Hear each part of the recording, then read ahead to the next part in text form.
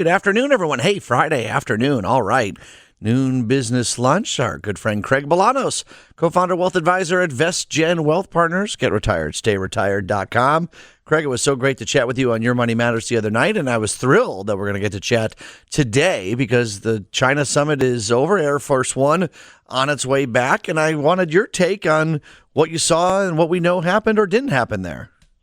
Well, I think the biggest question for everybody is the U.S. and China moving towards stabilization or escalation? Remember, investors are looking for signs of predictability. And I know one thing that I'm taking away, the summit itself didn't solve a long-term rivalry, but I think the summit is an act of reducing volatility, keeping communication open. And you know what? Wall Street will view that as a positive win. Well, then why isn't it reviewing it as a positive win right now?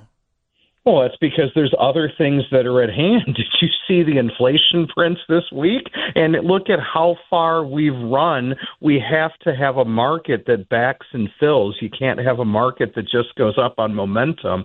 So I don't think the market action today is a reflection of U.S. and China. I think the market action on a Friday is in part traders closing down some positions because they don't want to be long over the weekend. Yeah, backs and fills is a good way to put it. I actually am relieved to see the market react sometimes in a way that perhaps, and you never want to tell a market what it should or shouldn't do, but to react in a way that might fit with the vibe of the day a little bit more. Craig, it seems like you mentioned that PPI print, market will hit another record high that day. I just can never square that circle.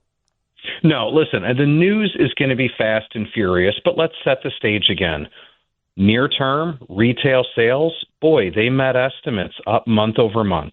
The jobless claims, they remain low. We've been hovered in this plus minus 200,000 number for jobless claims ever since the pandemic. So I think the no hire, no fire mentality remains in place, but it doesn't take much to go from no hire to more fire. And that's why you and I have long referred to the jobs market as fragile. If I were to tell you the Strait of Hormuz is closed still in 2 more months, would that cause you worry? Yes. Yeah. I thought I'd give you a short answer to wrap it up. No, yes. And then the reason I would say yes is, the key inflation issue now. The inflation issue is whether or not the spike in energy prices is feeding into the overall inflation rate. And if it is, that will increase the chance of the number one risk to this market. I've got 3 of them, which is stagflation. Yeah. I have no idea when the Strait of Hormuz is going to open up, and I just think the market is betting that this is a rather temporary thing. They may be right. I just feel like there is an optimism in this thing getting solved that I don't think always echoes the reality of my interpretation. But I am not a foreign policy expert, nor am I a financial expert. I just feel like a lot of people would have said 2 months ago, oh, man, if the Strait of Hormuz is closed for 2 months, this is not going to be good, and seem to have overlooked it at this point already. Well, I think no one's overlooking anything, but people are also being data driven. I mean, China has already redirected where their oil is coming from. The U.S. has increased the amount of the exports. Here, I got a weird one, John. Everybody should be thanking U.S. and China, U.S. for pumping and exporting, China for changing where they're importing from to prevent oil prices from being shockingly higher than the elevated rate that they already are. And yes, people believe there still is going to be a resolution. I mean, we're still looking at an opportunity to maybe have one rate cut, but this most recent CPI and PPI print does have some people on edge, and there could be a 1 out of 3 chance if oil stays high through the 4th of July that it does start to get embedded, and then the direction of interest rates under a new Fed chair all come into question. Yeah, and perhaps I'm being too down on it. I mean, we have a ceasefire that is generally held now for weeks, and that is something that some people a month or 2 ago said wouldn't have happened. So you never know. Lindholm Roofing has appointments available now to provide you a complete roofing, siding, gutter, and tuck pointing inspection. Call 773-283-7675 or lindholmroofing.com. Tell them that Lou sent you. Lindholm Roofing, their family has your family covered. Craig Bolanos from VestGen Wealth Partners. Get retired, stayretired.com. And Craig, I mean, you and I may see the market a little differently, and I generally demur to you. You're the expert here, and you're optimistic, and I like that. I maybe have a little bit more pessimism. But where I'm going with this, Craig, is even if I am a little more pessimistic about the market or think it's overvalued, I'm still making my 401k contributions the same way. I'm still kind of sticking with the plan. And I think that's okay to be pessimistic as long as your actions then don't put you in a situation where you're missing out or panicking or selling at the wrong time. Craig, would you say that's the way to go about things? I don't want anyone to be ever pessimistic about innovation and growth, John. You're right. We have to be long-term optimists because history, if it's our guide, and to be sincere, it's the only guide we have. History tells us to be optimistic. Remember Dow 10,000 not that long ago. Now we're at Dow 50,000, everybody. There's plenty of things to always be worried about, but you're right. We have to continue to fund our plans, follow our vision path planning process if you're a VestGen client. And when you do that, we're going to work towards getting retired and staying retired. Do you have any worry just about the fact that, 2022 was obviously a down year, and you're going to have down years. It's part of a healthy market.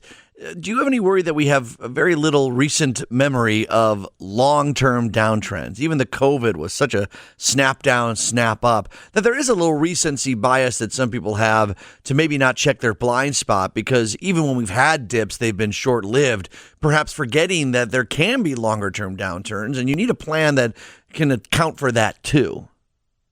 No, you absolutely do. I mean, the three things I worry about in the economy, stagflation, the Fed, and of course, the AI spending cycle, there's a couple of items you mentioned I worry about that are behavior driven. One, recency bias. Everyone assumes that what happened recently is going to happen again in the immediate future. These are abnormal returns with massive multiple expansions, right? Plus, the earnings per share. And when you increase the multiple of the market the way we have, it's really tough to have another 3 or 4 consecutive years of double-digit equity price gains in U.S. markets. It's just going to be difficult to do. So I think people need to reset expectations. People need to understand that there's mean reversion. Returns eventually go back to normal. And people need to be very objective and intellectually honest when they do their inputs of their modeling if they don't want to get too far over their skis. I guess said another way, John, let's make sure no one's pessimistic, but let's also equally make sure no one's complacent, because complacency is probably the real enemy for markets and savers in today's economy. One of the bookmarks I have on my browser window is the U.S. 10-year Treasury. I look for it as a hawk, as just I feel like policy changes seem to come when we sneak over 4.5 on the 10-year Treasury. Am I overdoing it with that? I mean, or is that really a benchmark, or in general, just the 10-year Treasury, an important indicator of maybe where policy will go, or where maybe you'd start to see some signs of a frightened economy?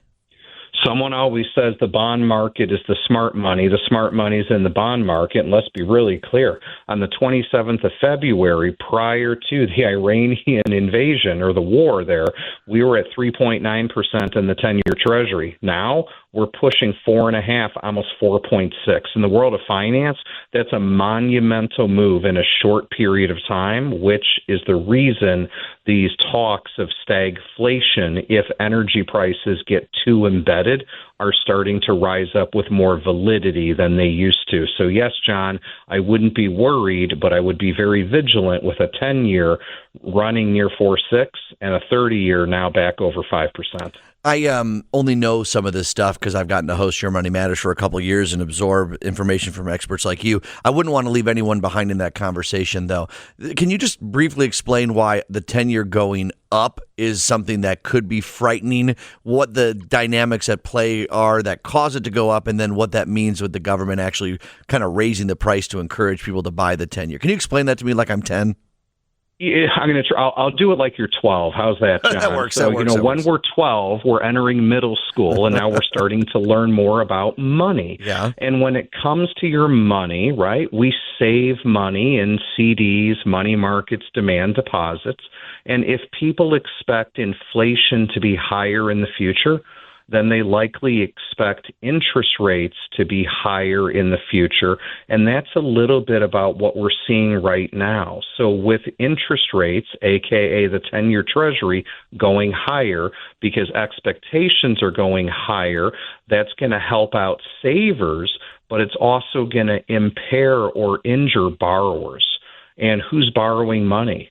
Us as consumers are borrowing money on mortgages and auto loans and home equity lines of credit. The 10-year Treasury influences what those rates are that we're going to pay. A higher cost of borrowing can also be a challenge to the growth area of our economy, which is small and mid-sized companies that are rapidly growing to make their investments and infusions in technology. So I don't know that that was a good explanation it was. 10 to 12-year-old, but realistically, the bond market is taking its cues over expectations for future inflation and interest rates. And probably the reason it matters most is when you're a country that has $37 trillion in debt, you really want to keep your interest payments low, and rising Treasury yields forces us to borrow at a more costly rate. Yeah, you went exactly where I was going to say, is that you mentioned borrowers. We're a big borrower as a country. And guess what? That's our interest rate to pay it back. So that's no good. I mean, they were talking about an interest payment that's the size of the U.S. military on a $37 trillion debt that keeps on going up. And you got a recipe for maybe some problems. But alas, we'll leave it on an optimistic note, Craig, as you started with. And people can go to getretiredstayretired.com to chat with you, your team, to kind of make sure that plan is set. Yeah, that's what I want. I want people to look past the recent news, and I want you to embrace earnings. I want you to embrace the story of innovation and disruption, and I want everyone to start focusing on what really matters, which is real return investing.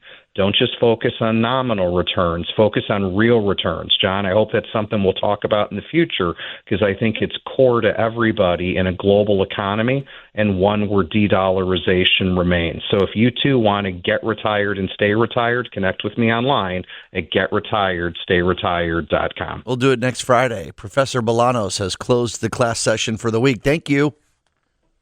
Great to be with you and your audience as always.